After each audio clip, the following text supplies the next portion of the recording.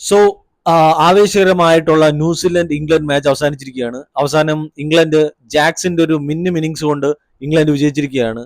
So അവരുടെ top ഓർഡറിനൊന്നും ചെയ്യാൻ പറ്റില്ലെങ്കിൽ മിഡിൽ ഓർഡർ നല്ലതായിട്ട് കളിച്ചിട്ടുണ്ട്. എന്തായാലും ഇതൊരു സ്പിന്നേഴ്സിന് പരിഗണിക്കുന്ന ഒരു വിക്കറ്റ് ആയിരുന്നു കേട്ടോ. സോ അതുകൊണ്ട് തന്നെ ന്യൂസിലൻഡ് നല്ലൊരു സ്റ്റാർട്ട് കിട്ടിയെങ്കിലും എൻഡ് ഓഫ് ദ ഗെയിമിൽ അവർക്ക് ഒന്നും ചെയ്യാൻ പറ്റില്ല. സോ അവർ 159 അവരങ്ങ് ഒതുങ്ങിപ്പോയി.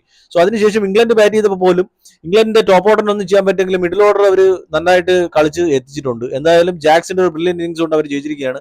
സോ അത് മാത്രമല്ല അവർ ത്രൂ ടു ദ സെമീസ് ആണ്, 3 ബാക്ക് ടു ബാക്ക് വിൻസ് ആണ് അവർക്ക് ഉള്ളത് ഇപ്പോൾ. സോ ന്യൂസിലൻഡിന്റെ കാര്യം ഇപ്പോൾ കുറച്ച് ടഫായിട്ടുള്ള സിറ്റുവേഷൻ ആണ്. കാരണം നാളെ പാകിസ്ഥാൻ ശ്രീലങ്ക മാച്ച് ഉണ്ട്. സോ അതിൽ പാകിസ്ഥാന് ഒരു 65 റൺസിന്റെ ഒരു എന്താ പറയാ ആ ഒരു ആധിപത്യത്തിൽ ജയിച്ചാലേ അവർക്ക് എന്താ പറയാ സെമീസിലോട്ട് എത്താൻ പറ്റത്തുള്ളൂ.